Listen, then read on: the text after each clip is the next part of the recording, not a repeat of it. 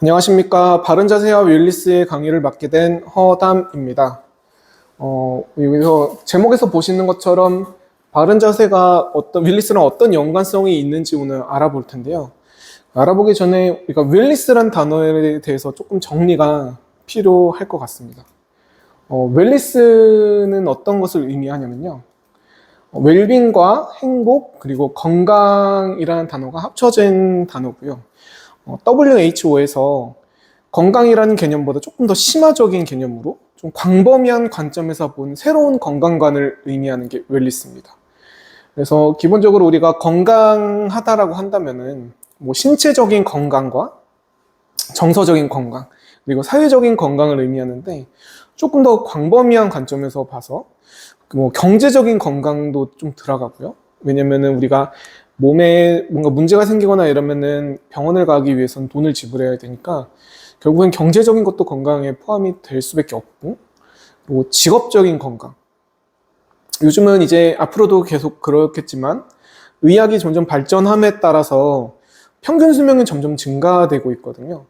그렇게 되면 결국엔 오래 산다라는 거니까 요즘은 지금 직장을 그만두더라도 새로운 직장을 또 제2의 인생을 또 살아가야 되는 그런 일들이 많이 발생되죠. 그렇기 때문에 지금 현재 일을 하고 있는 거에서 내가 얼마만큼 발전을 하느냐, 얼마만큼 더 나중에 더 다른 걸로 더 나아갈 수 있느냐, 이런 것들이 이제 직업적인 거에서 많이 배우고 많이 얻게 되죠. 그런 것 때문에 그런 거에서 생겼던 나의 그런 발전성이 제2의 직업을 가질 때에도 영향이 있기 때문에 만약에 그런 거에서 나의 발전이 없다라고 한다면, 첫 직장에서 내 발전이 없다라고 한다면 다른 직장을 구했을 때 처음부터 다시 시작을 해야 된다거나 아니면 그런 조금 불상사가 발생하겠죠. 그렇기 때문에 직업적인 것도 좀 건강에 들어갈 수 있습니다. 그리고 또 당연한 거지만 환경적인 요인도 건강에 들어갈 수 있어요.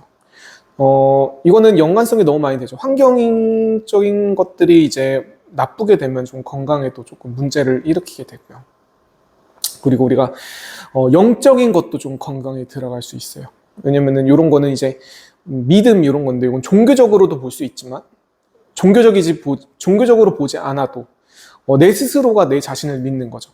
내 자신을 믿는 게 1차적으로 제일 중요하니까 이런 것도 볼 수 있겠고, 그리고 이제 제일 중요한 건 지적인 건강. 누군가가 시켜서가 아니고 내 스스로가 지속적으로 공부를 하면서 두뇌를 활성화시킨다는 거죠. 그래, 두뇌를 활성화시켜야지만 건강적인 거에서 큰 영향을 미치기 때문에 웰리스라는 단어는 이런 식으로 광범위한 이런 건강관을 볼 수 있습니다. 그러면 이런 웰리스가 바른 자세와 어떤 연관성을 갖는지에 대해서 알 필요가 있는데요. 이런 연관성을 보기 전에 우리가 몸에 어떤 문제가 발생됐다, 이런 웰리스적인 거에서 조금 벗어나게 되는 상태, 육체적으로 좀 뭔가 몸에 문제가 발생되는 상태를 조금 정리를 해볼 필요가 있어요. 저는 이제 병원에서 근무를 하다 보니까 병원에서 오시는 환자분들은 대부분 아파서 오는 거지만 증상을 보게 되면 되게 많이 증상이 진행된 상태에서 오세요. 이게 쉽게 설명하자면 어떠한 증상의 시작이 있을 거고 증상이 점점 시간이 지나면서 만성적으로 바뀌게 되고 그거보다 더 시간이 지나면 퇴행성으로 바뀌게 되는데, 대부분들이 이 퇴행성 상태에서 많이 오시거나 아니면 만성인 상태인데 증상이 너무 심해서 오시는 분들, 뭐 일을 하는데 일을 못할 정도로 아프다, 아니면 내 일상생활이 좀 평상시에 하던 일상생활이 그런 통증 때문에 힘들다, 이런 때 많이 병원을 오시게 되죠. 이런 것들을 보자면 나이로도 구분을 할 수 있어요. 뭔가가 불편한 정도? 이때는 우리는 병원에 오진 않으니까 대부분 이런 거는 이제 젊은 층에서 많이 발생되죠. 젊었을 때는 어깨도 아프지만 뭐 시간이 지나면 나아지고 뭐 살짝 주무르기만 해도 괜찮아지고 뭐 이런 증상? 이러다가 이런 게 조금 지나면 만성이 되면 한 20대 후반, 30대, 40대까지도 이 만성 통증, 이 증상에 따라서 병원에 오시는 분들도 있고, 아니면은 그게 아프더라도 병원에 안 내원하시는 분들이 있어요. 뭐 이렇게 되면은 결국에는 50대, 60대, 70대에서 이제 퇴행성 증상이 발생하게 되고, 그러면은 그때 이제 내원을 하셔서 오시게 되죠. 퇴행성 질환은 이제 척추 관련된 뭐 척추에 퇴행이 있을 수 있고, 퇴행성 관절염 이런 거, 아니면은 추간판에 문제가 생겨서 추간판 탈출이라든지 척추 협착이라든지 이런 증상, 퇴행성 질환이 일어나서 오시게 되는데, 대부분들은 나이가 좀 많이 들어서 노년기 때 이렇게 많이 오니까 이런 증상들을 노인성 질환으로도 많이 보게 되거든요. 근데 우리가 현대 사회에서는 과학이 발전함에 따라 편리해지는 삶으로 바꿔가고 있는데, 편리해지는 건 다 좋은데 우리가 신체적으로 봤을 때 움직임이 점점 적어지고요. 앉아있는 시간이 많아지고, 그리고 어떤 몸의 건강적으로는 별로 좋지는 않은 것 같아요. 그렇다 보니까 이런 게 보여지는 게, 우리가 노인성 질환, 퇴행성 질환이라고 하는 것들이 점점 젊은 층에서 발생을 하고 있어요. 뭐 20대, 심지어 10대에도 발생하고 30대부터 많이 발생하는 것 같아요. 그렇다 그래서 이 20대, 30대, 심지어 10대 후반까지도 이런 퇴행성 질환이 디스크가 뭐 터졌거나 협착이 있거나 이렇다고 해서 그들을 노인으로 분류는 하진 않잖아요. 그렇기 때문에 우리가 노인성 질환이라고 하는 것들을 이제 퇴행성 질환으로 좀 이름을 좀 바꿔서 좀 불러야 될 필요성이 있을 것 같고, 그러면은 이런 퇴행성 질환도 결국에는 어떠한 만성기적인 시기가 있었을 거고, 그리고 만성기 그 전에 좀 불편한 시기가 있었을 거예요. 내 몸이 어디가 좀 불편해. 물론 병원에는 안 올 거지만 이럴 때.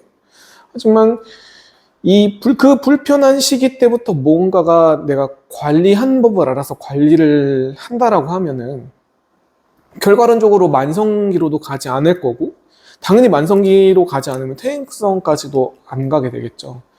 그래서 우리가 초기에 불편할 때 빠르게 관리를 해야 된다는 게 제일 중요해요. 그럼 우리가 초기에 몸을 불편하게 만드는 여러 요소들이 있을 건데, 물론 영양적으로도 볼 수 있고, 먹는 음식이나 아니면은 뭐 스트레스도 볼 수 있겠지만, 대부분은 아까도 말했지만 편리해지면서 생기는 여러 가지 문제들, 즉 내 자세적인 문제, 너무 많이 오랫동안 앉아있는 시간이 길어지거나, 아니면 요즘 스마트폰을 계속 많이 사용하니까 앞으로도 더 많이 사용할 거지만, 그런 거를 활용하면서 생기는 여러 가지 내 신체적인 불균형의 문제. 스마트폰 보시는 분들 다 고개 숙이면서 보게 되고, 의자에 앉아있으면 오랜 시간 작업을 하다 보니까 계속 뭔가 몸은 기울어지고, 좀 우리가 의자에 앉아있을 때 정상적으로 앉아있는 사람도 있지만 푸정하게 앉아있는 사람도 있고, 좀 삐딱하게 앉아있는 분들도 있잖아요. 이런 증상들이 유발을 하게 되는데, 대부분들은 젊은 층에서부터 점점 시작이 되죠. 학교에 가기 시작하면서부터. 그러면서 이제 수험생의 과정을 거치면서 통증이 좀 심하게 올 수 있지만, 대부분의 그때 병원을 찾는 분들은 대부분 드물어요. 근데 이런 것들이 나중에 사회인이 되면서 20대로 흘러가면서 20대 중반부터 직장을 다니면서 그때 안 좋았던 그런 자세적인 습관이라든지 버릇들이 그대로 가져가게 되는 거죠. 그러면서 직장을 다니게 되면서도 똑같이 그런 자세적인 불균형을 만들게 되고, 그때까지 되면은 되게 시간이 오랫동안 지났고, 그런 불균형적인 자세 때문에 의해서 생기는 여러 곳곳 분절별로의 스트레스가 통증을 또 유발하게 되죠. 근데 또 만약에 여기서 개선이 안 된다고 한다면 결국에는 시간이 지나 나이가 좀 더 들면서 퇴행성 질환으로 좀 바뀌게 됩니다. 결국에는 자세적인 문제가 웰니스와 연관이 될 수밖에 없다라는 거죠. 그렇기 때문에 그렇게 되면 우리가 그런 자세적인 불균형이 웰니스에 미치는 건 알게 되는데, 정확하게 어떤 불균형이 영향을 미치는지 알아봐야 되잖아요. 물론 아까도 말했지만 기우는 자세, 구부정한 자세처럼 이런 우리가 많이 핸드폰 볼 때 많이 이렇게 보시는 분들도 있죠. 물론 이렇게 안 보시는 분들도 있어요. 오히려 더 심하게 그런 틀어진 자세로 보시는 분들도 많겠고. 근데 저는 이렇게 많이 보거든요. 핸드폰을 볼 때 한쪽으로 기울여서 많이 보거나, 이거 지금 컴퓨터를 하는 자세예요. 마우스를 손을 잡고 웹서핑을 하는 그런 자세인데, 의자 팔걸이에 이렇게 기대서 좀 삐딱하게 좀 하거나, 아니면 책상에 이렇게 턱을 괴면서 있거나, 이대로 조시는 분들도 있죠. 그리고 집에서는 이런 식으로 한쪽으로 팔을 계속 기울여가지고 TV를 보거나 핸드폰을 보거나 이런 식으로 많이 하거나, 아니면 책상에서 뭔가 학생들 뭐 수업을 들을 때라든지 앉아서 무언가 일을 할 때 이런 식으로 책상에 팔꿈치로 이렇게 기대서 이렇게 보는 증상들이, 일상생활을 보내는 증상들이 많은데, 이런 것들은 딱 봐도 자세가 좋아 보이진 않죠. 이게 불균형적인 자세가 많이 유발되는 거고, 이게 불균형적인 자세거든요. 물론 여기서 안 나와 있는 것도 있어요. 운전하실 때 한쪽 핸들을 손으로 잡고 한쪽은 기울어서, 한쪽은 뭐 시트에다가 팔을 올리고 한쪽 핸들을 잡고 이렇게 운전을 한다든가, 이런 증상도 있을 수 있고, 평상시에 자기가 뭔가가 자세가 좀 안 좋다면 그런 것들이 이제 내 몸의 불균형적인 자세를 만들게 되는 요인입니다. 그래서 이런 것들을 조금 분석을 해보자면은 결국엔 해부학적으로 좀 들어갈 필요가 있기 때문에, 자세적인 불균형, 물론 전체적으로 자세가 틀어지게 되면은 전신적으로 틀어져 있고 그 전신이 다 연결성이 있는 건 많은데, 다 볼 수는 없으니까 오늘은 그 어깨 복합체에 대해서만 일단 분석을 한번 해보겠습니다. 어깨 복합체, 숄더 컴플렉스라고 하는 게 어깨 복합체를 말하는 건데요. 이 어깨 복합체는 이렇게 흉골, 스터넘, 립, 갈비뼈, 휴머러스, 상완골, 그리고 스카풀라, 날개뼈, 견갑골, 클라비클, 쇄골, 이 뼈들이 하나의 구성체라고 보면 돼요. 그래서 이런 숄더 컴플렉스의 특징으론 4가지의 관절을 이루고 있습니다. 여기 하나는 복장뼈 쇄골이 관절을 이루는 흉쇄 관절이고요. 그리고 이 견갑골과 쇄골이 관절을 이루는 견쇄 관절, 그리고 상완골과 스카풀라가 견갑골이 관절을 이루는 상완 관절. 그리고 요거는 해부학적으로는 관절은 아니지만 우리가 견용 관절이라고 이렇게 보는 관절도 있어요. 어느 책에서는 관절로 보진 않지만 저는 관절로 봅니다. 왜냐면은 관절이라는 건 축을 중심으로 회전의 운동이 발생을 하게 되는데, 이 견용 관절은 물론 관절로 되어 있지는 않지만 견갑골을 기준으로 해서 그 둘레에 쌓여져 있던 근육들이 어떤 움직임을 했을 때 회전 움직임을 발생하니까 견용 관절은 해부학적으로 관절은 아니지만 관절로 볼 수 있겠습니다. 그래서 이렇게 견갑 상완 관절, 견쇄 관절, 흉쇄 관절, 견용 관절, 이렇게 총 4가지의 관절이 있는 게 숄더 컴플렉스의 특징이고요. 우리가 이런 것들의 구조적인 특징이 있으면 기능도 알아봐야 되겠죠. 기능으로는 우리가 견갑골을 올렸다 내렸다 하는 엘리베이션 거상, 디프레션 하강의 동작이 있고요. 그리고 물론 견갑골 자체만 혼자서 일어나지 않겠지만 전인과 후인의 동작도 있어요. 뭐 예를 들어 내가 팔을 뻗었다 이렇게 되면은 견갑골이 좀 벌어지면서 전인될 수 있죠. 앞으로 쭉 나오면서. 그리고 다시 제자리로 돌아갈 때는 당긴다, 후인으로 볼 수 있고요. 그리고 이것도 상방회전, 하방회전이 있는데 내가 팔을 올렸다, 상방회전, 업월드 로테이션이라고 볼 수 있고, 다시 원래대로 돌아갔다, 다운월드 로테이션, 하방회전 되면서 돌아가겠죠. 이런 동작이 숄더 컴플렉스에서 일어나게 되는데, 물론 요거는 견갑골 하나만 봐서의 움직임인데요. 견갑골이 중심이 돼서 움직이다 보니까 이런 식으로 보게 됐고, 이런 것들이 우리가 이런 것들로 인해서 이제 불균형적인 자세를 분석을 할 수 있습니다. 우리가 자유롭게 움직인다라는 거는 어떠한 정상 위치에서 벗어나서 고정이 될 수도 있거든요. 뭐 예를 들어 내가 어깨가 올라갔다가 내려가니까 올라간 상태로도 고정이 되어 있을 수 있고, 회전이 되는 상태에서도 고정이 될 수 있는 거거든요. 불균형의 자세라면. 그렇기 때문에 움직임과 구조의 기능을 알아야지만 불균형적인 자세가 분석이 돼요. 그렇기 때문에 불균형적인 자세를 어떻게 분석을 하냐면 대부분적으로 우리가 뭔가 자세가 안 좋다, 그렇다라고 하는 거는 기대는 자세가 되게 많아요. 어딘가 내가 지금 요거는 이제 책상에 기대는 자세고요. 요런 자세가 일어나게 되면은 대부분 견갑골이 위쪽으로 많이 올라가 있습니다. 좀 이따가 뒤쪽에서 찍은 사진이 나올 텐데, 견갑골이 거상됐다라고 하면 뒤에서 봤을 땐 어깨 위치가 다를 수 있겠죠. 올라간 쪽 어깨가 더 높아 보일 수 있다. 뭐 이런 식으로 볼 수 있고요. 그리고 견갑골의 움직임은 아니지만 견갑골도 전방으로 경사될 수 있습니다. 안테리어 틸트 될 수 있어요.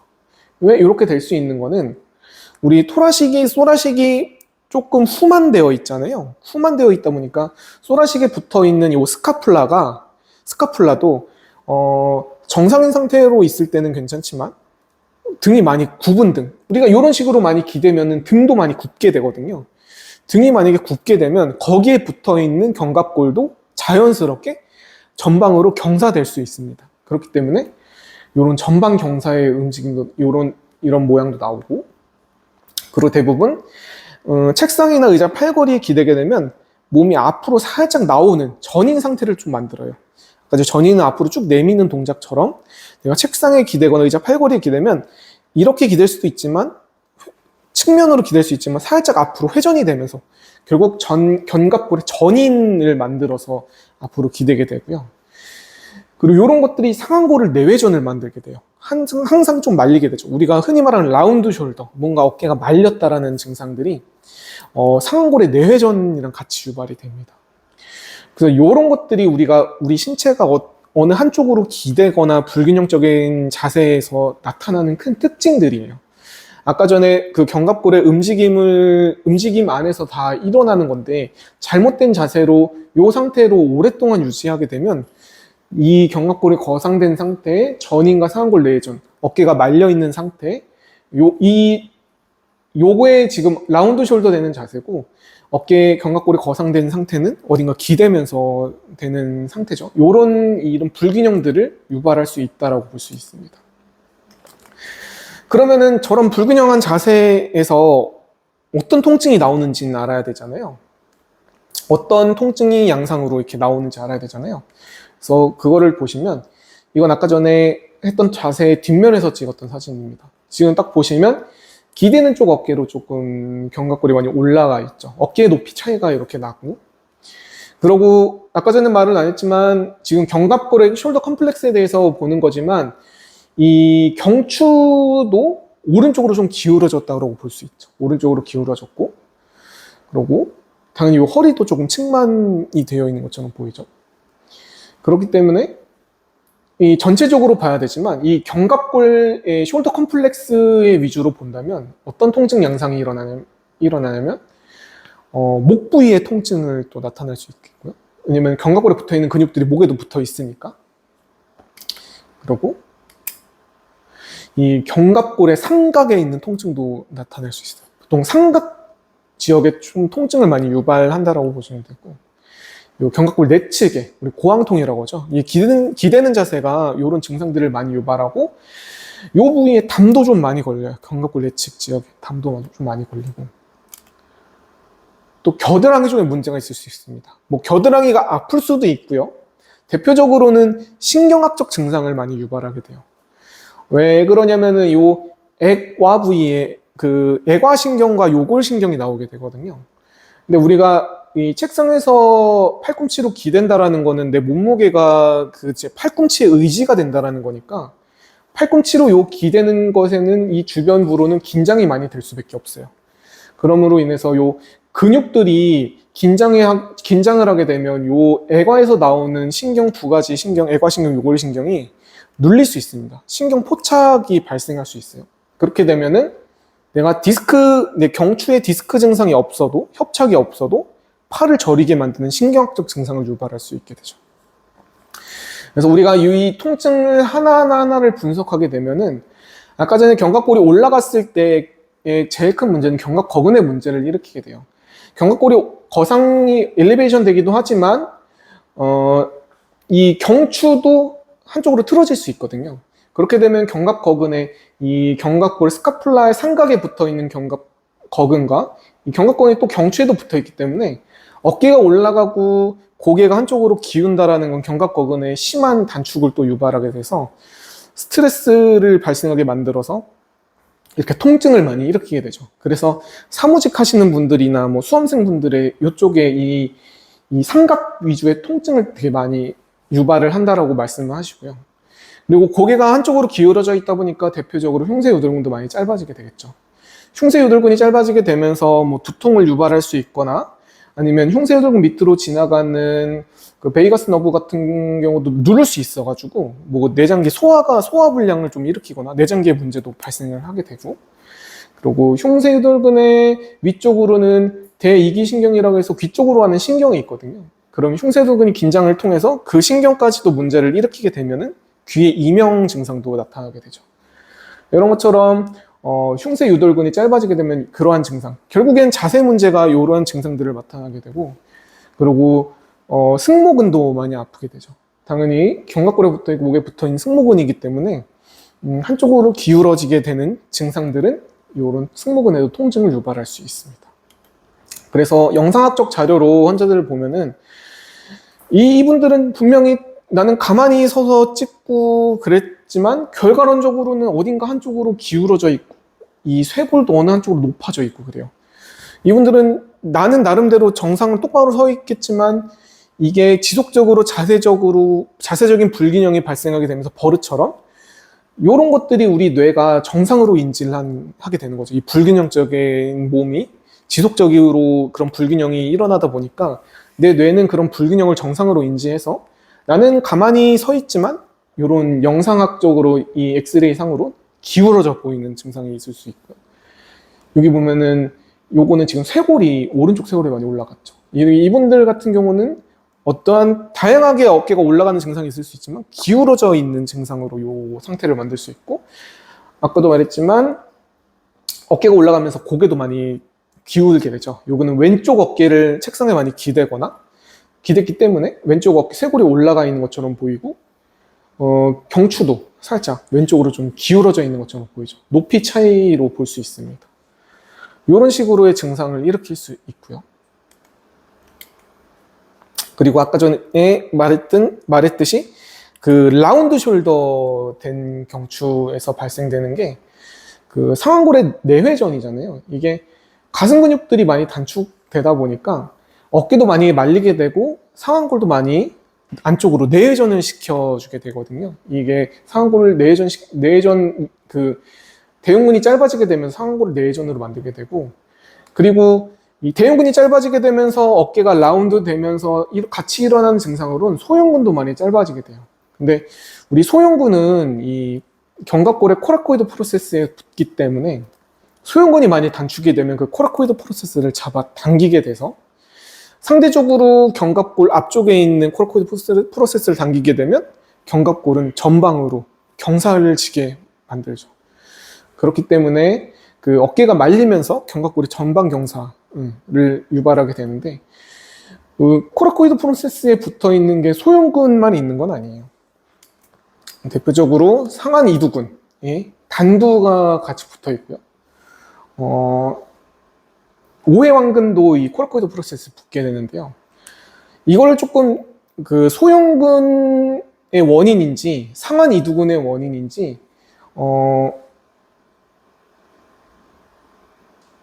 오해왕근이 원인인지를 조금 분석을 해봐야 됩니다. 왜 그러냐면은 내가 정확하게 진단이 안 되면은 치료를 함에 있어서 잘못된 치료가 될 수 있기 때문에 이런 것들을 분석할 필요가 있는데, 대부분들은 어깨가 말리게 되면 이렇게 붕 떠 있어요. 지면에서 많이 높게 되어 있고요.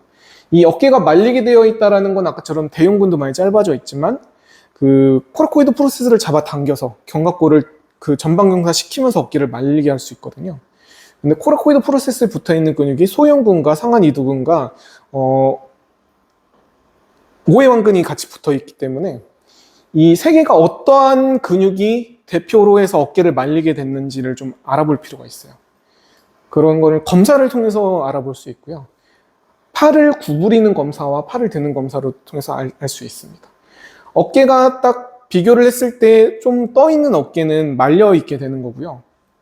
그게 소흉근의 문제라면은 상관이 없겠지만 상완이두근의 문제라고 그러면 팔을 구부렸을 때 어깨가 떨어지게 됩니다. 왜냐면은 그 상완이두근이 단축이 돼서 그 코라코이드 프로세스를 잡아당겨서 어깨를 말리게 된다라고 하면은 오히려 팔을 구부리는 동작을 통해서 단축이 됐던 상완이두근을 좀 이완시킬 수 있거든요. 그렇게 됐을 때 그 단축했던 상완이두근이 길어지면서 어깨가 내려갈 수 있어요. 근데 만약에 어깨가 떠 있는데 팔을 구부려서 어깨가 내려갔다 그러면 아, 이건 상완 이두근의 문제구나라는 판단을 할 수 있고, 팔을 구부렸는데 어깨가 안 가라앉아요. 그대로 떠 있어요. 그렇게 되면은 상완 이두근의 문제는 아닌 거니까 팔을 한번 들어보게 되는 거죠. 팔을 들었을 때 어깨가 떨어지게 된다. 그러면은 우회 완근이 짧아져서 그렇게 될 가능성이 매우 높습니다. 우회 완근도 코라코이드 프로세스에서 잡아당기기 때문에, 짧아져 있는 상태에서 잡아당기게 되면 어깨가 뜨기 때문에 팔을 들어서 우회 완근을 조금 늘려주면은 가라앉을 수 있죠. 근데 내가 팔을 구부려도 떠 있고 팔을 들어도 떠 있다. 그러면은 이제 소형근의 단축으로 해서 어깨가 말리게 되는 원인입니다. 이런 식으로 정확한 진단을 통해서 이런 자세적인 문제를 해결할 때 좀 도움이 되고요. 그리고 다른 증상으로는 우리 아까 전에 신경학적 증상을 유발을 할 수 있다고 했는데, 그 원인이 뭐냐면, 원인이 정확하게 뭐냐면 애가부에 있는 근육들이 뭉치게 됐을, 애가에 있는 근육들이 뭔가 긴장을 하게 됐을 때 어떠한 공간이 두 가지가 있어요. 하나는 사각 공간이라고 하고요, 하나는 삼각 공간이라고 하는데, 대표적으로 사각 공간부터 보자면, 이 사각 공간이라고 하는 거는 이 대원근, 소원근, 상완 삼두근, 휴머러스, 그 상완골, 요 것들이 하나의 네모난 공간을 만들게 돼요. 위에는 소원근이고요, 아래는 대원근이고요.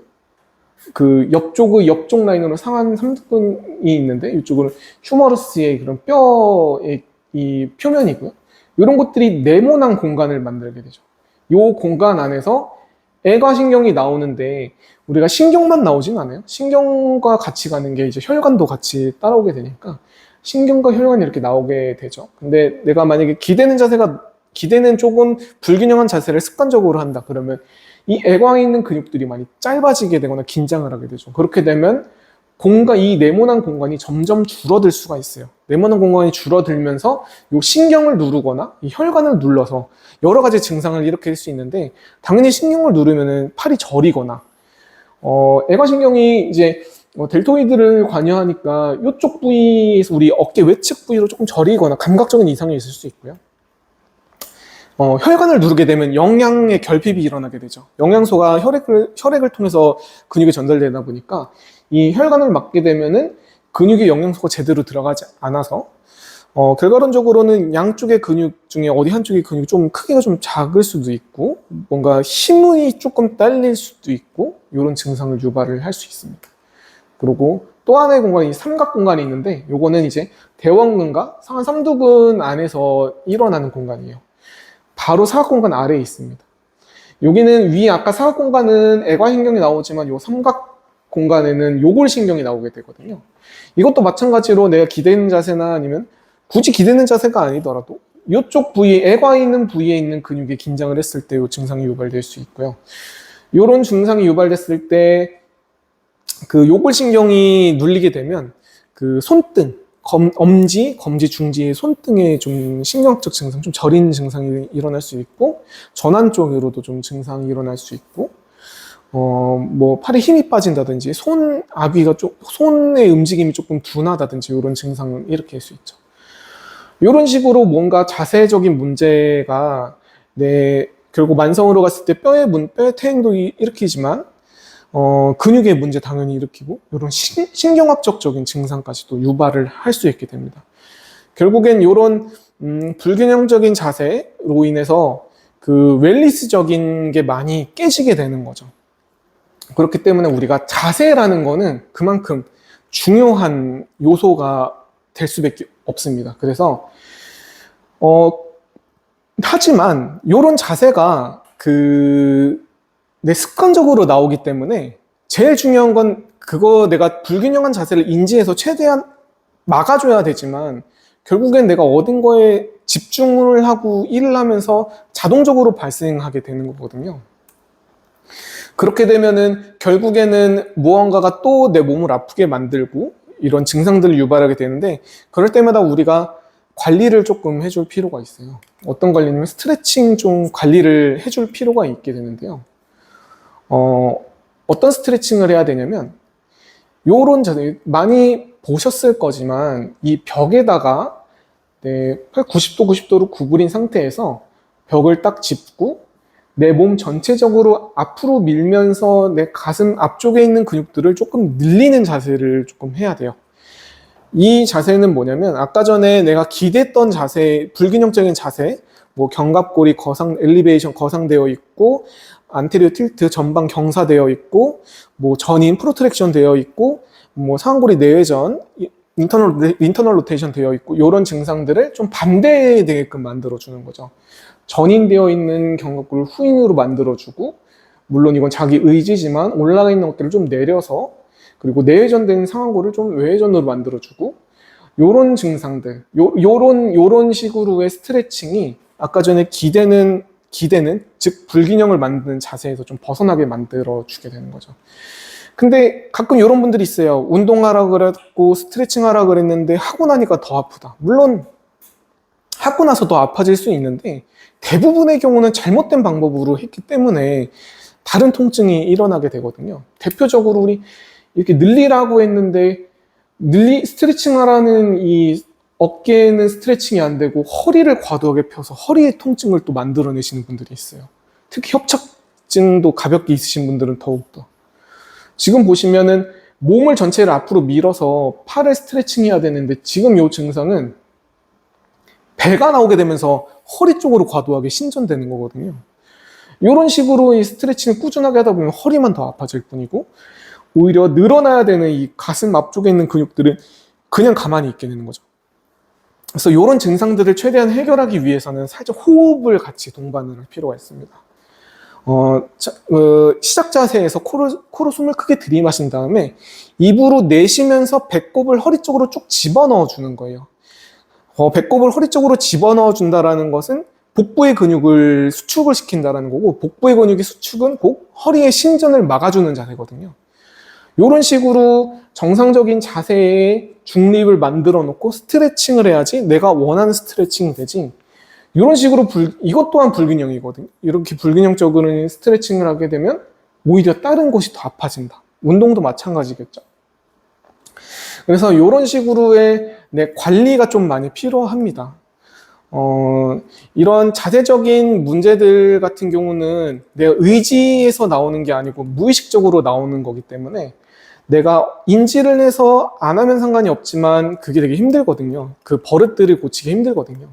그렇기 때문에 이런 관리를 통해서 자세적인 균형을 만들어주고, 자세적인 균형이 만들어지면 웰니스적으로도 좀 많이 개선이 되겠다는 게 저의 생각이었습니다. 오늘은 여기까지 마치겠습니다. 감사합니다.